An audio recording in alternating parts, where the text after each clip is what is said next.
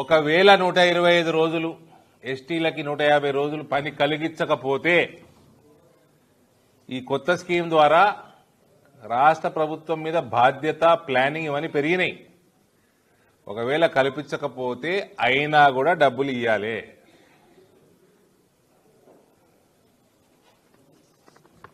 Unemployment allowance is legally enforceable.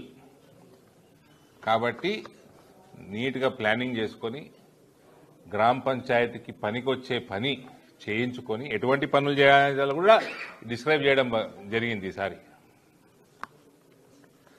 గ్రామ పంచాయతీకి ఎటువంటి పనులు చేసుకుంటే ఉపయోగం లాంగ్ టర్మ్లో: focus on water harvesting, tank desilting, canals, village roads, drainage, farm ponds and soil conservation.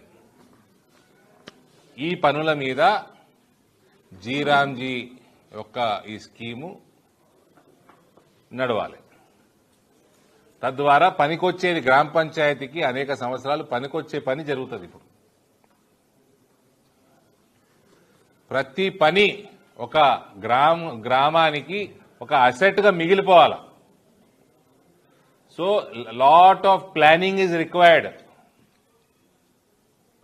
by state government also.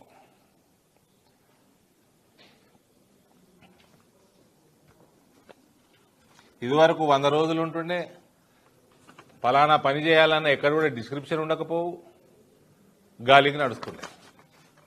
ఇప్పుడు రాష్ట్ర ప్రభుత్వం బాధ్యతగా ఈ పనులన్నీ కూడా గ్రామ పంచాయతీకి చేయించుకుంటే అది లాంగ్ లాస్టింగ్, గ్రామానికి ఉపయోగపడుతుంది. నిద్రపోయే ప్రభుత్వాలు ఉంటే నడవ ఫామ్ హౌస్కి వెళ్ళి నడిపిస్తా నేను,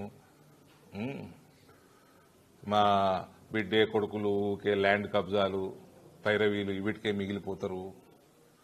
ఇవన్నీ నడవవు. ఇప్పుడు పని చేయాలి.